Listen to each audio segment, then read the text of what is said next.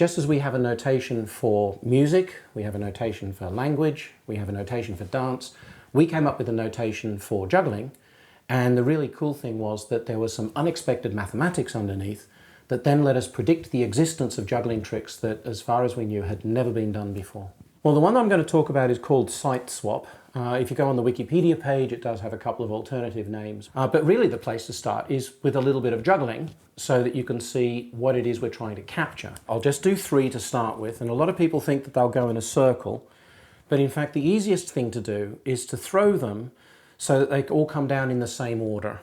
And if you do that, they've got yellow, green, orange, and then it will be the yellow one's turn again. But if my hand's taken in turns, that means the yellow has to change hands. So let me show you.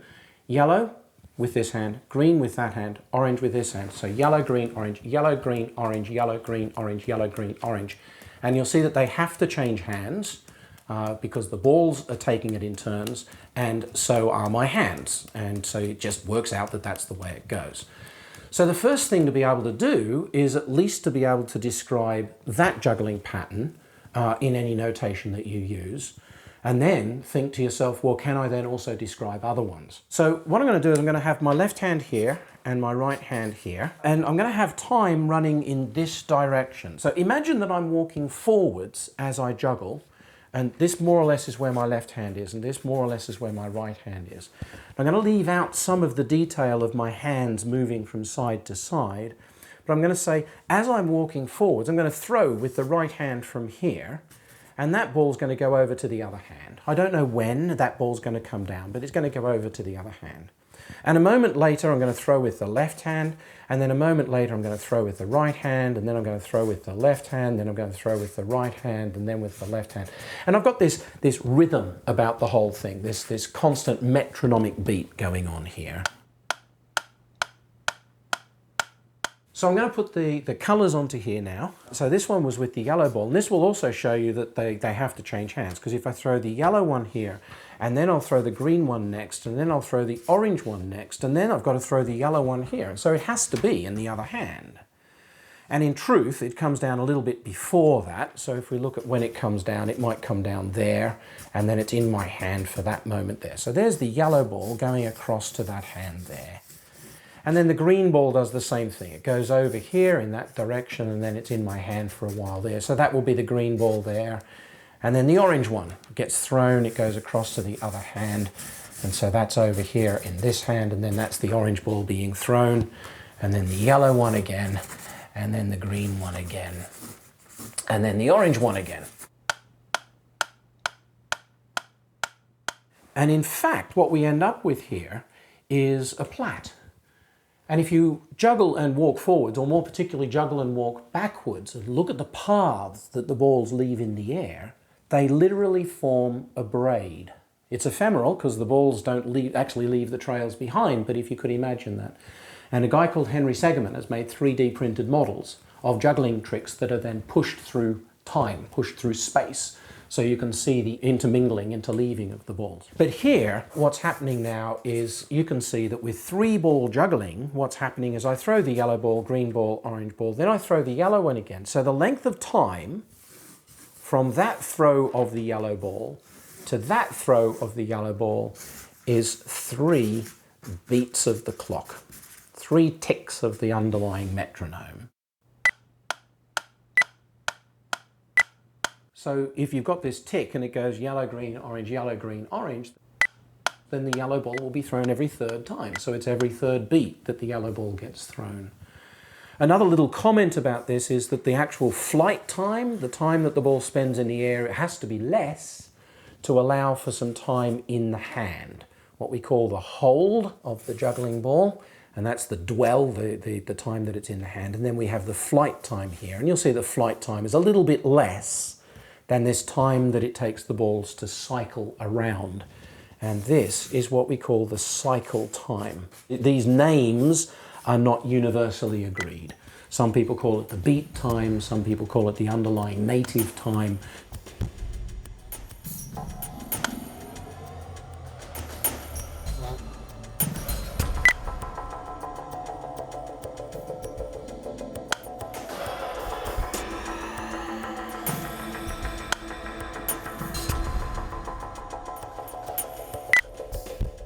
And that's for 3 balls. Now let's move on to 4 balls and see what happens. Yellow, pink, green, and white. So yellow, pink, green, white, yellow, pink, green, white. So here we go. We go yellow, pink, green, white, yellow, pink, green, white, yellow, pink, green, white, yellow, pink, green, white, yellow, pink, green, white, yellow, pink, green, white, yellow, pink, green, white. And now you'll see that the balls are actually staying in the same hands.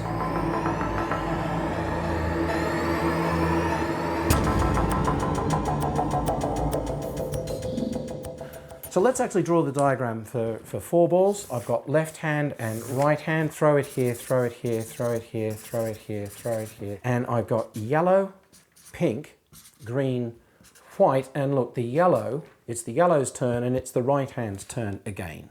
So the yellow has to come back to the same hand. And that's what we saw when I was actually doing the juggling. Yellow, pink, green, white. So the yellow ball is thrown here. And next it has to be thrown there, so it stays in the same hand. I'm going to have it bob around, so it comes around. Again, it has to come down that little bit early. I catch it before I throw it, obviously. It has to spend some time in the hand.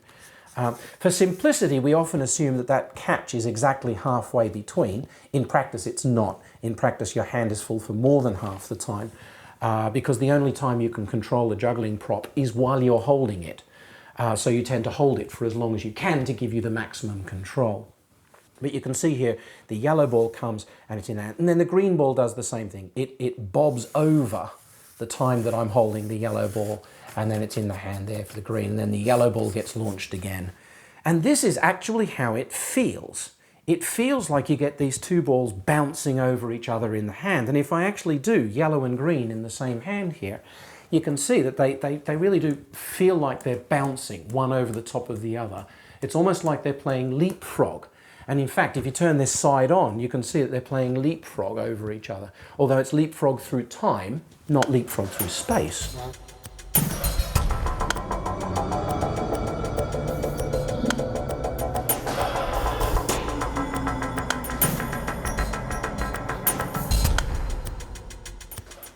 But now, the interesting thing is, if we have a look at the time that the yellow ball gets thrown here, and then the time the yellow ball next gets thrown is there, and look, how long is that?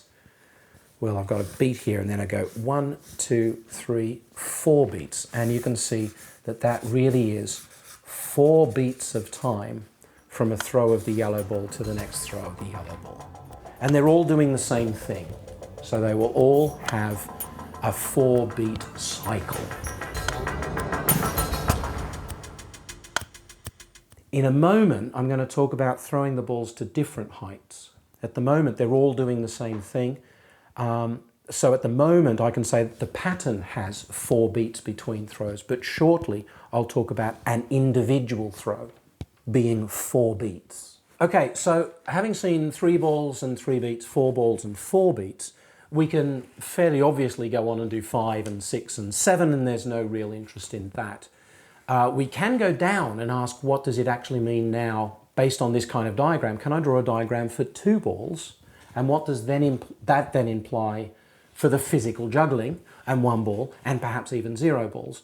I'm not going to do that yet because I really want to get to the payoff. I want to get to the actual notation and why it's interesting and what happens.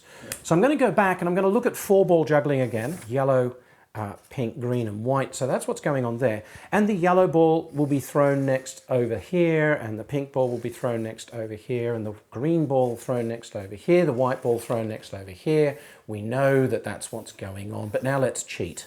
Now let's do something slightly different. I'm looking at the yellow ball landing here, and I'm looking at the pink ball landing here, and I'm going, well, they're good friends. Why don't they change places? So in fact, what we can have is the yellow ball not come to here, but actually go to there where the pink ball would go. So the yellow ball actually goes to where the pink ball would go, and the pink ball actually goes to where the yellow ball would go.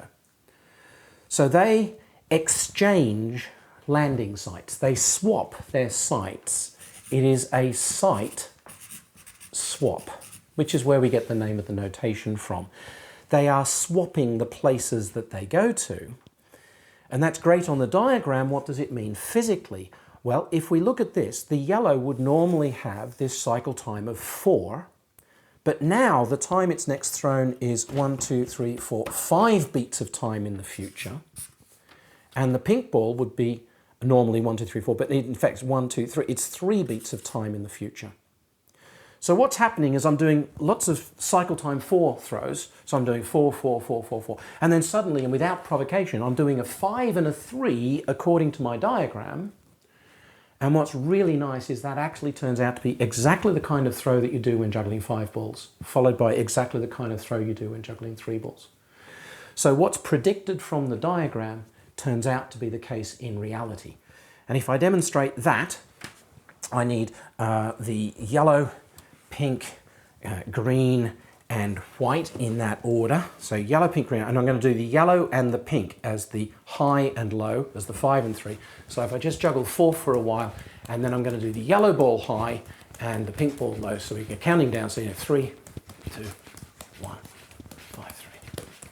And you'll see that they have changed hands, as is predicted by the diagram. The yellow did go high, the pink did go low, and they landed perfectly in rhythm, and I could just carry on.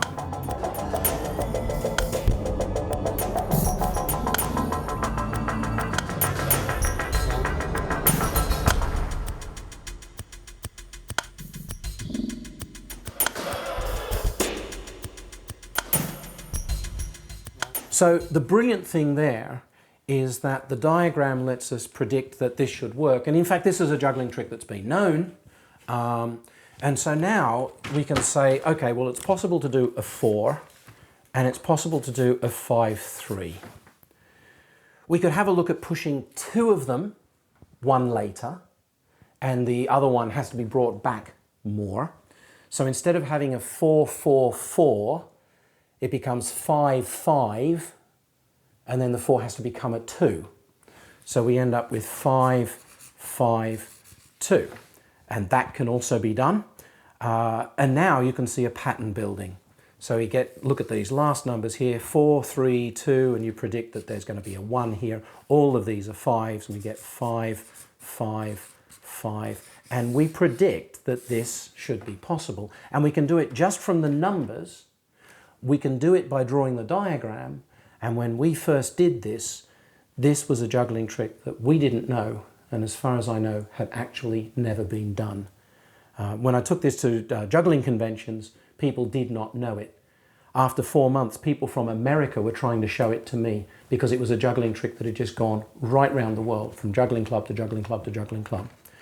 It's called the fake 5 because it feels and sounds a lot like juggling 5 balls.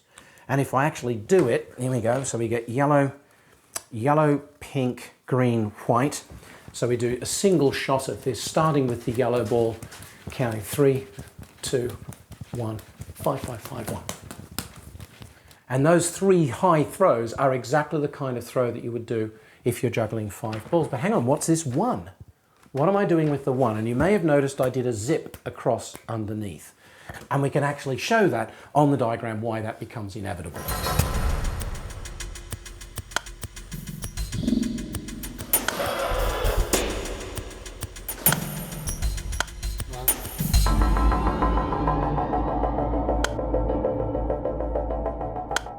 What's this 1 business? Well, once again, if we very, very quickly sketch this and say I'm throwing here, throwing here, throwing here, throwing here, throwing here, throwing here. I throw this ball. I've only got 1. I have to throw it from here. It's got to be the same ball. So that means that the ball basically has to zip across to be held in the hand for a short time, to be zipped across to be held in the hand for a short time. So in essence, if the catch is happening in the middle of those 2 throws, then basically the ball gets zipped across, spending no time in the air at all. And we can start to talk about the flight time of the ball and how that compares. And if the catches are always in the middle, then we always have the ball in the hand for 1 beat. So you've got your cycle time, you take up 1 beat of that with the dwell time, and the flight time is always, therefore, 1 less than the total cycle time. That has interesting implications if you look at 0 ball juggling, because that would mean that the ball actually has to go backwards in time, but there aren't any balls. But there are some interesting things that you can say about that. But here, we can do a 1. A 0 is basically having an empty hand. And so now we can start to say, well, what are all of the possibilities? We can start to draw the diagrams. Are there other ways of inventing juggling tricks? Are there other ways of knowing that we've got them all?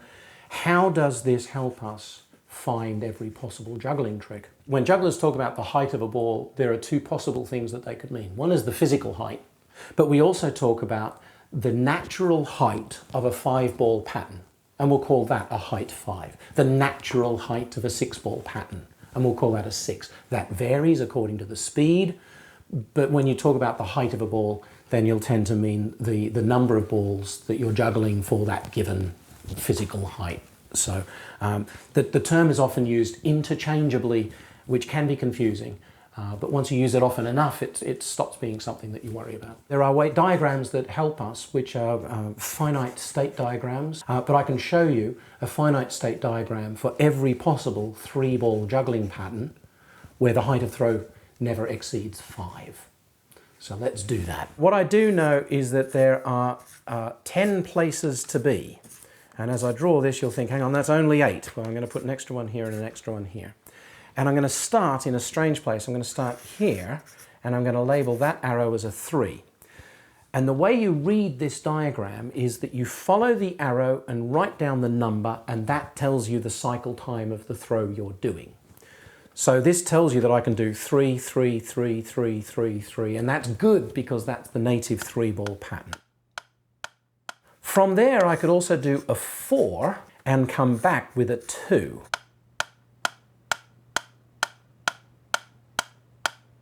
Now, I haven't talked about a 2, but basically if you've got 2 juggling balls, then really the only thing that you're going to do is 2, 2, 2, 2, 2, 2, 2, 2, 2, 2. And if you draw the diagram, that really is how it looks. You're just hanging on to the balls. You don't really even need to let them go. So that's green and orange.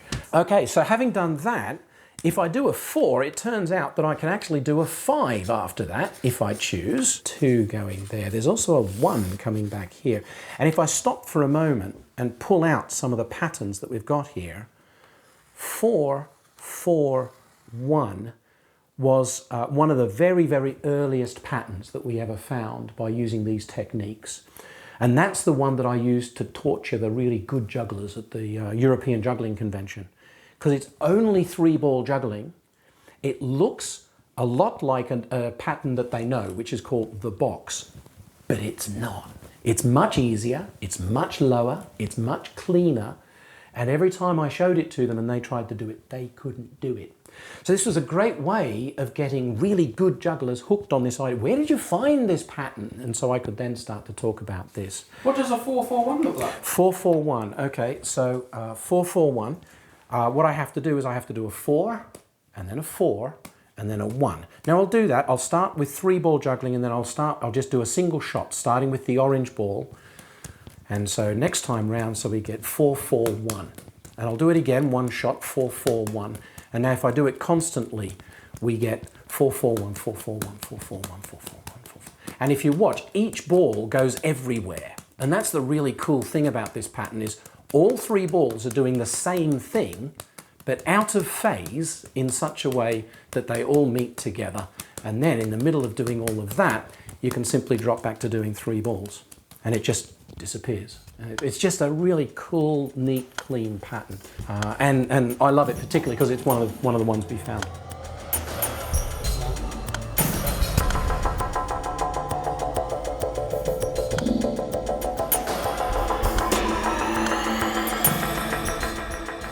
Now there's an interesting thing that happens here is that you get patterns that start and finish here but don't travel over there, and patterns that start and finish here but don't travel over there. And so within the juggling world there's a thing known as excited patterns that you can't do just starting from the 3-ball cascade. And there are ground state, which are patterns that you can. So for example, 5-3-1, 5-3-1, you can just patch that into the middle of a cascade.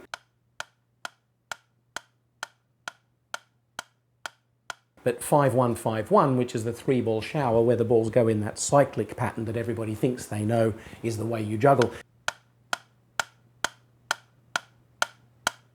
You can't actually do that instantly starting from a cascade, starting from the 3-ball figure of 8. You have to do a preparatory throw. And there are different preparatory throws that you can do. So for example, you can do a 4, 5, 1, 5, 1, 5, 1, 5, 1. What people used to do is a 5, 2, 5, 1, 5, 1, 5, 1. And they have, each has their own merits and so forth. But now, every traversal of this diagram, every way of wandering around on this diagram and writing down the black numbers as you go, gives you a juggleable sequence of numbers. How many different sequences are possible? How many different tricks are there? It becomes really messy if you try and do it by saying how many are there of a certain maximum cycle time, what we would normally call height. But there is a lovely formula that's slightly unexpected and slightly unusual in its terms. But if we ask for a repeating pattern and ask for a repeating period of, say, length n, and now this is the unusual bit that people don't expect, and then we say up to b balls, but not including, so that's strictly less than b balls, then the number of patterns, the number of possible patterns is b to the power of n, which is just unexpectedly simple. What does a 0 mean? On your diagram, what does a 0 mean? On my diagram, it means at this point I'm scheduled to do a throw, but all the balls are currently in the air, so I have 0 juggling balls to throw. And what does a 1 mean? A 1 is this one that transfers directly from one hand to the other. So if I've only got one juggling ball, I actually just transfer it from one hand to the other. Now again, my hands are full for exactly half the time. A 2? A 2 is doing this, which is surprisingly difficult because you have to throw and catch, but in truth, in the middle of juggling and having lots of balls in the air all at the same time, you would never let that go. You actually just hold it up and show it to display rather than releasing it. You'd never do that. And a 3 is the 3 is actually when we're juggling 3 balls. It's the first, what people think of as proper juggling.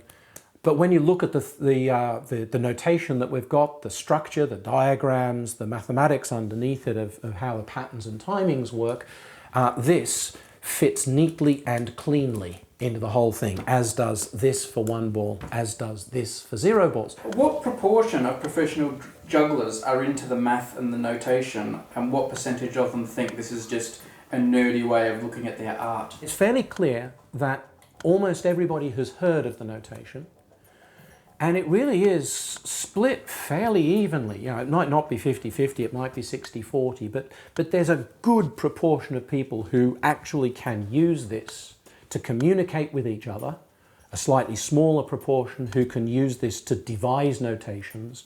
And of course we've got rules underneath this, and the idea then is how do we break these rules to do things which are more artistic, potentially. Then you get the jazz musicians for whom writing down music kind of kills it. And they don't want the music written down, they want to ornate around a theme. And as you get out into that side of the juggling world, they don't like this. They know it's there, they don't want to use it. If somebody comes to them and says, this is a really cool pattern, what can you make of this? They want you to demonstrate what it is so that they can then elaborate on top of it, do variations on top of it, mutate it into something that's not as technical as this. Can you watch live juggling and sort of almost see the numbers? Yeah, absolutely. And again, live juggling, you get the superb, fluid, dynamic, creative dance performance.